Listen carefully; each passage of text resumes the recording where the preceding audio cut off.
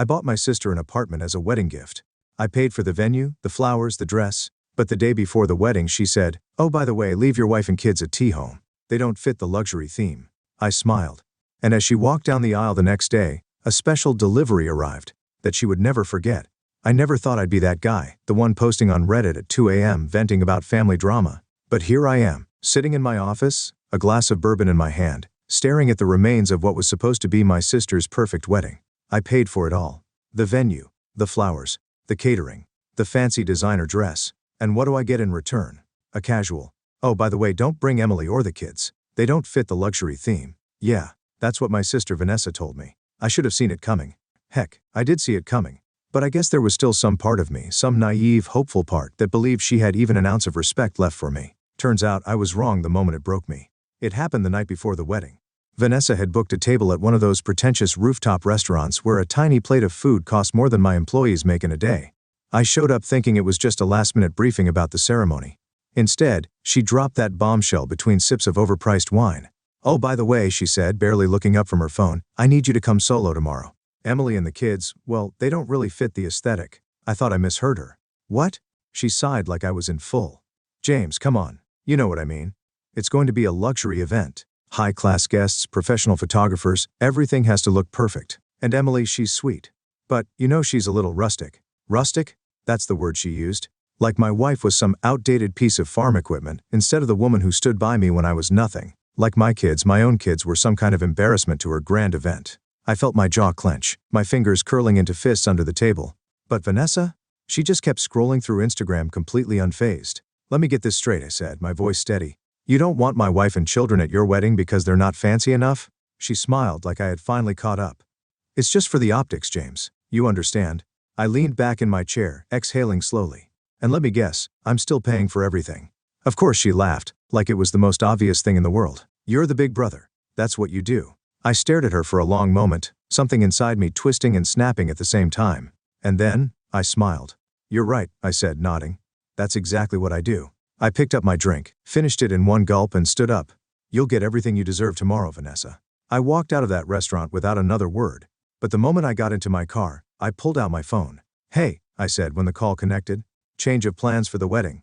Get everything ready? We're going to make this a day she'll never forget." Flashback. The signs were always there. Looking back, I should have known. Vanessa never really respected Emily.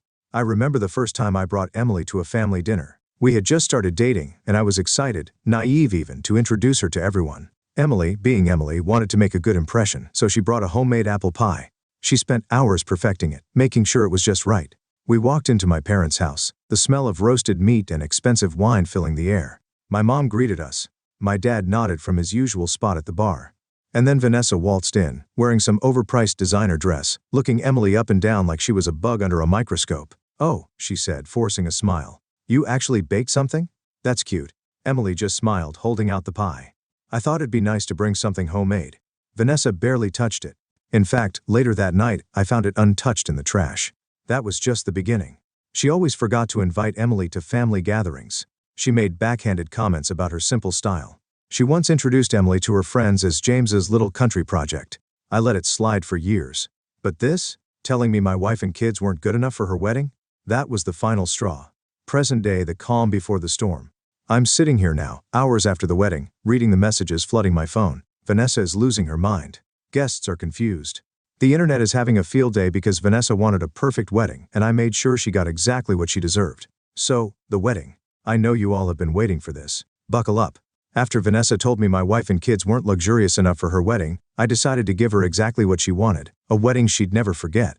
And oh boy, did I deliver. I arrived at the wedding alone, just as Vanessa requested. Black tux, calm expression, smiling at everyone like nothing was wrong.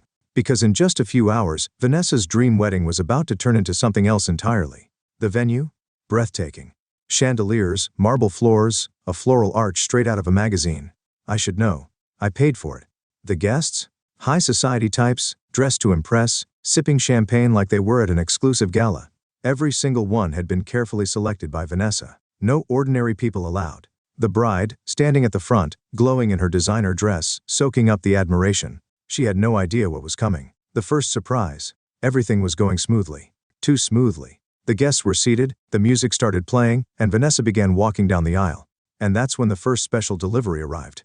A staff member wheeled in a massive, beautifully wrapped gift box, placing it right in the center of the ballroom. It was the picture of elegance, Tiffany blue with a golden bow, standing out like a centerpiece.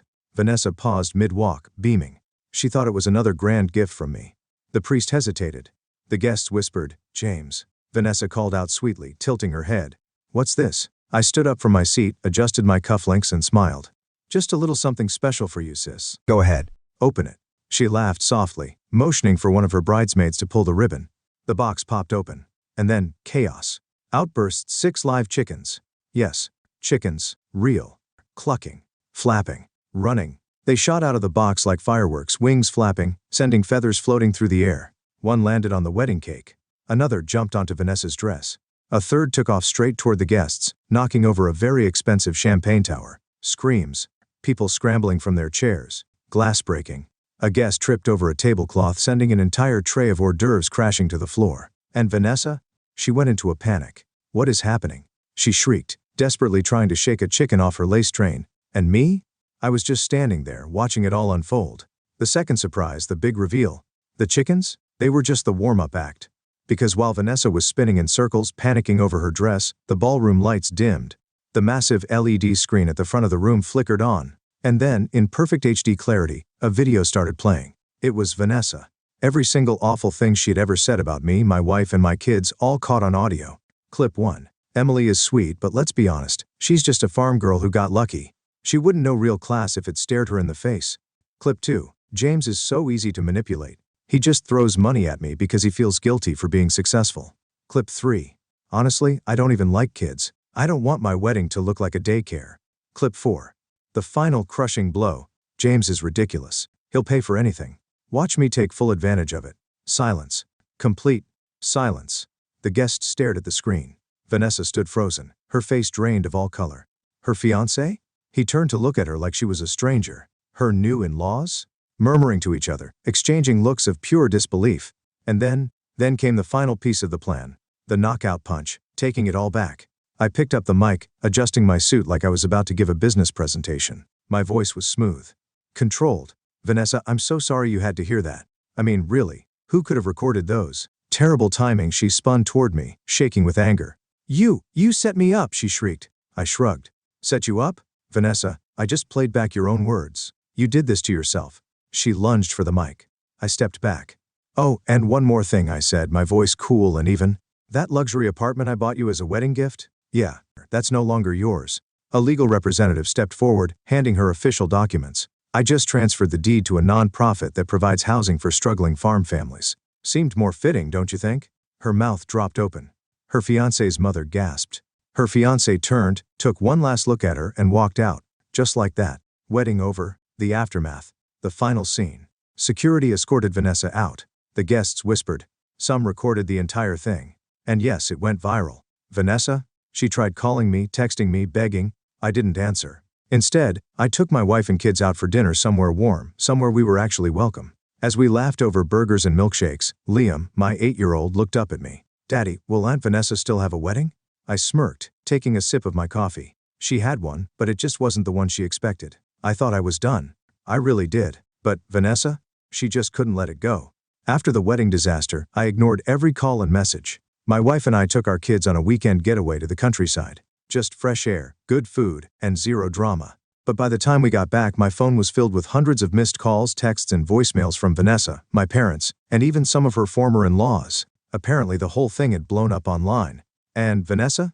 Oh, she wasn't taking it well. The internet never forgets. Some of the wedding guests had recorded everything, the chickens, the video, her fiancé walking out, and uploaded it to social media. Within hours, the clips had gone viral.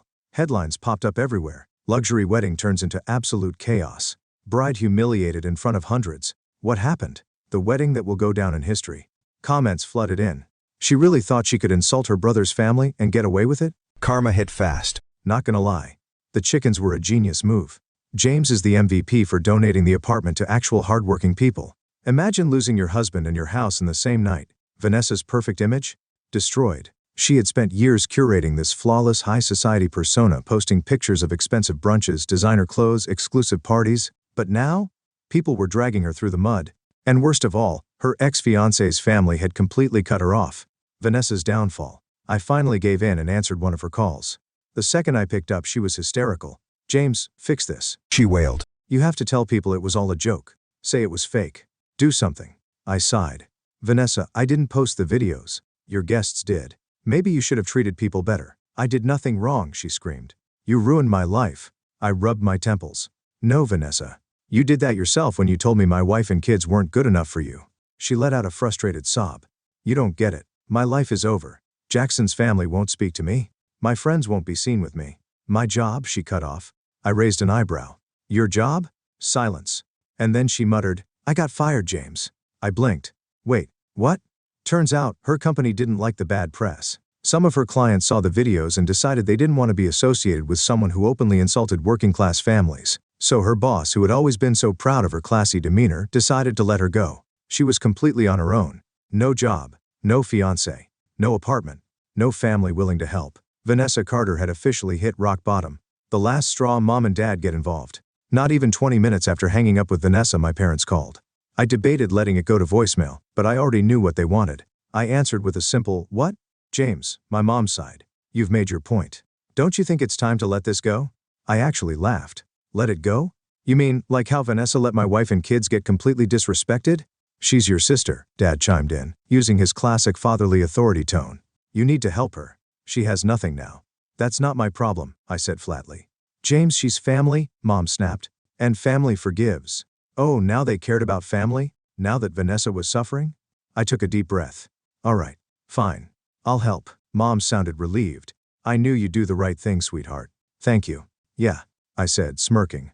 "I'll help the way Vanessa helped Emily when she needed support. I'll help the way Vanessa included my kids in her wedding. I'll help the way she respected my hard work all these years." Silence. "That's what I thought," I said and hung up. "Where is she now?" It's been 6 months since the wedding disaster. Vanessa tried to make a comeback, rebranding herself online, pretending to be some humble, changed woman after her tragic fall from grace. No one bought it. She's currently living in a small rental apartment, working a job that pays a fraction of what she used to make. Her fancy social circle? Gone. The high-end lifestyle? Over. As for me, my wife and I are doing better than ever. My kids are happy. My business is thriving. And best of all, I'm free. No more being used. No more guilt. No more toxic family dynamics. Liam asked me the other day, "Daddy, do you think Aunt Vanessa will ever come visit us?" I smiled, ruffled his hair, and said, "She made her choice, and we made ours. And for the first time in years, I feel at peace." Final update.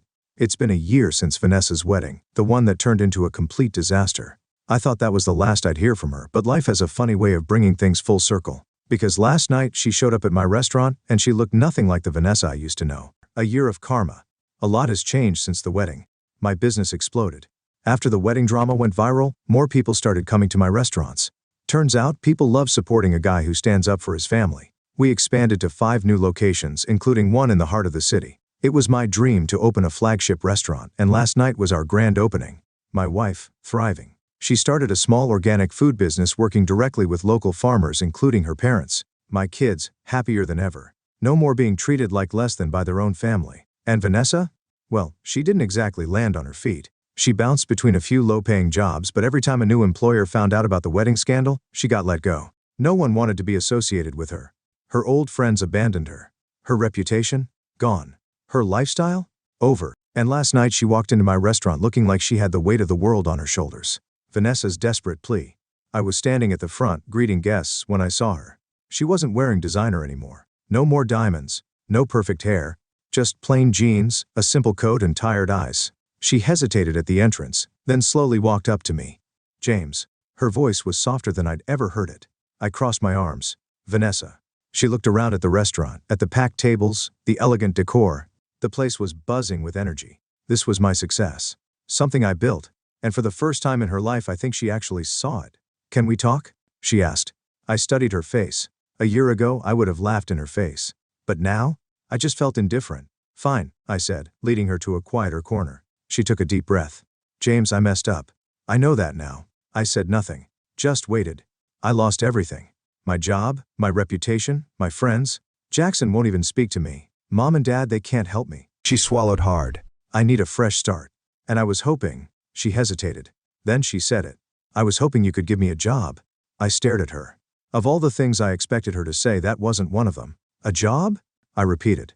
Yes, she nodded quickly. I know I don't deserve it, but I need to start over. And you? You're the only one left. For a moment, I actually considered it. Not because I wanted to help her, but because I wanted to see if she had actually changed. So I asked, why should I hire you? She blinked. What? Why should I give you a job? I repeated. What do you bring to the table? She floundered. I can learn. I can do customer service or maybe marketing. Marketing? I interrupted. You mean the way you marketed me as a fool who'd pay for anything? She flinched. Or maybe customer service? I continued. You mean treating people with kindness? The way you treated my wife? My kids? Her face turned red. She had no answer. I sighed and leaned forward. Vanessa, let me make this clear. This restaurant, my success, it happened without you. You spent years looking down on me, calling my family rustic, acting like you were better than us. I shook my head. I don't think you've changed. I think you're just desperate. Her lip trembled. Please, James. I don't have anywhere else to go. I took a deep breath. Then I made my decision. Vanessa, I said slowly. The answer is no. Walking away for the first time in her life, she looked genuinely heartbroken. So that's it, she whispered. That's it, I nodded. She swallowed, looked down at the floor, and for a moment I thought she might actually cry. But then she took a shaky breath and stood up. Okay, she murmured. I understand. And then she turned and walked out. No screaming, no insults, just silence. And you know what? For the first time since this whole mess started, I actually felt peaceful. Vanessa finally learned that actions have consequences, that treating people like dirt will eventually catch up to you. And me? I was finally free. Mom and Dad's regrets. A few weeks after Vanessa's visit, my parents called. I wasn't surprised. They probably wanted to scold me for not helping her. But when I answered, my mom's voice sounded different. James, she said softly. We need to talk. I sighed. What now? We were wrong. What? What did you say? I asked. We were wrong, she repeated. About you. About Emily. About everything. I stayed quiet. We spent years favoring Vanessa, making excuses for her, expecting you to carry the weight of this family. And now we see what we did. I leaned back in my chair. So, what do you want from me? I asked. Nothing, she said. We just wanted to tell you that we're sorry. I wasn't expecting that. For a long moment, I said nothing. Then I finally sighed. I appreciate it. But it's too late. James. No, I cut her off. I've moved on. I have a good life, a great family, and a successful business. I don't need validation from people who only realize my worth after they lost everything else. Silence. I hope you two figure things out, I said. But I'm done. And then I hung up. I wasn't angry. I wasn't bitter. I just didn't care anymore. Because for the first time in my life, I was truly, completely free. Asterisk after listening to today's story, perhaps it has raised some new questions in your mind, or maybe it has brought back some old memories. Every day on Reddit, new experiences and moments create fresh stories, and they connect all of us. Everyone has their own unique journey in life, and we all try to understand the world in our own way. These kinds of moments remind us that we are all human, sometimes happy, sometimes sad, and always learning something new. If you enjoyed this story, feel free to share it with your friends.